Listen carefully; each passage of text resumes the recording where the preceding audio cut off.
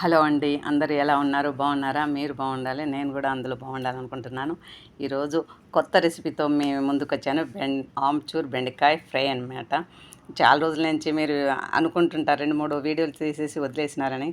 గుత్తొంకాయగా అవి ఉండొచ్చు, మళ్ళీ అట్లాగే కొద్ది కాకరకాయ అవన్నీ చేశాను. దానిలాగే వెరైటీగా ఒక వంటకం చేద్దాం అనుకుంటున్నాను. అదేంటంటే ఆమ్చూర్ బెండకాయ ఫ్రై అనమాట. ఫస్ట్గా నేను బెండకాయలన్నిటిని బాగా కడిగి తుడుచుకొని బట్టతో పెట్టుకున్నాను. ఎందుకంటే తడి ఉండకుండా ఉండాలని. తడి ఉంటే మనకు బంకలాగా వచ్చేస్తుంది. అందుకోసమనే నేను అది ఆరబెట్టుకొని బాగా తుడిచి ఆరబెట్టుకున్న తర్వాతనే బెండకాయలన్నీ మధ్యకి కట్ చేసుకున్నాను. వెనక ముందు అంతా తీసేసి మధ్యలో మాత్రము ఉండేటట్టు చేసుకున్నాను. ఫస్ట్ నేను వేసిన పప్పులన్నీ ఫ్రై చేసుకున్నాను. ఫస్ట్ ఫ్రై చేసుకొని పెట్టుకున్నాను. కొద్దిగా మెత్తగా ఉంటాయి కదా, మళ్ళీ ఇంకోసారి ఫ్రై చేసుకున్నాను. అట్లే నువ్వులు కూడా కొద్దిగా తీసుకున్నాను. దీంట్లో నువ్వులు వేస్తే చాలా టేస్ట్గా ఉంటుంది. నువ్వులను తీసుకున్న తర్వాత అవి కూడా ఫ్రై చేసి పెట్టుకున్నాను. మిక్సీలో ఇప్పుడు వేసిన పప్పులో నువ్వులు కూడా వేసాను. దాని తర్వాత ఉప్పు, పసుపు, కారం, ధనియాల పొడి కూడా వేసుకున్నాను. తర్వాత జీలకర్ర పౌడర్ వేసుకోవాలి. నేను జీలకర్ర ఆల్రెడీ మిక్సీకి వేసి పెట్టుకున్నాను. జీలకర్ర పొడి కూడా వేసేసుకున్నాను. దాంట్లో జీలకర్ర పొడి వేసుకుంటే చాలా బాగుంటుంది.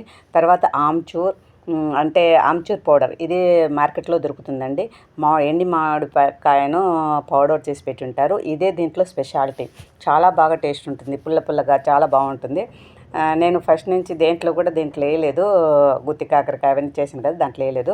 ఇట్లా పౌడర్ చేసుకున్న దాన్ని పౌడర్గా ఉంటే పడిపోతుంది అనేసి దాంట్లో ఒక స్పూన్ నిండా నూనె వేసుకున్నాను. నూనె వేసుకుంటే కొద్దిగా గంటుగా గట్టిగా మెత్తగా ఉంటుంది.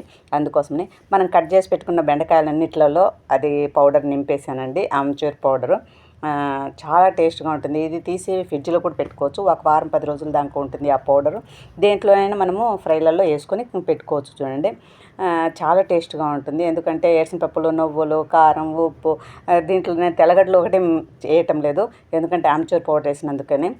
కడాయిలో నూనె వేసుకున్నాను. ఎక్కువ కూడా వేసుకునే అవసరం లేదు, ఎందుకంటే బెండకాయలు తొందరగా మెత్తపడిపోతాయి.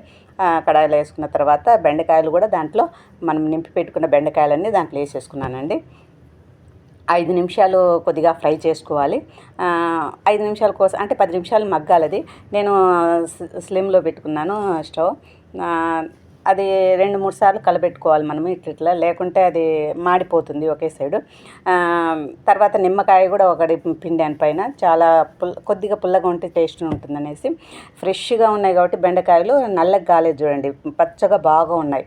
అదే ఫ్రిడ్జ్లో పెట్టుకుంటే 2-3 రోజుల తర్వాత మనము తీసి చేస్తే కొద్దిగా నల్లగా అవుతాయి. కానీ నల్లగా కాలేదు, బాగుంది. మిగిలిపోయింది కదండి పౌడర్, దానికి బెండకాయల్లో పెట్టంగా మిగిలింది. అవి మళ్ళీ పైన వేసాను. ఎందుకంటే ఆ పౌడర్ కొద్దిగా అన్నంలో కలుపుకుంటే చాలా టేస్ట్గా ఉంటుంది. చాలా బాగుంటుందండి. తర్వాత మనము కొత్తిమీర కట్ చేసి పెట్టుకున్న కొత్తిమీరను పైన చల్లానండి. ఎందుకంటే చూడడానికి అందంగా ఉంటుంది, టేస్ట్ కూడా ఉంటుంది. చూడండి ఎంత బాగుందో. అది అన్నం, పప్పు, ఆల్రెడీ మామిడికాయ వేసుకున్నాను. దాంతో కూడా ఇవి ఒక్కొక్కటి నంచుకొని తింటుంటే ఆ రుచే వేరుగా ఉంటుంది. ఆహా, ఏం రుచి అని అనాల్సిందే. తప్పకుండా మీరు తిని చూడండి. చేసుకుని ఒకసారి తిని చూస్తే తెలుస్తుంది దీని గురించి. చాలా బాగుంటుంది. మా ఇంట్లో అందరికీ ఇష్టం ఇది. నేను కొత్తగా నేర్చుకొని చేసింది ఇది.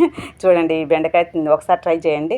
ఎవరైనా మా ఛానల్ని సబ్స్క్రైబ్ చేసుకోండి. ఎందుకంటే సబ్స్క్రైబ్ మీరు చేసుకుంటే మాకు నోటిఫికేషన్ మీకు వస్తుంది. లైక్ చేయండి, షేర్ చేయండి.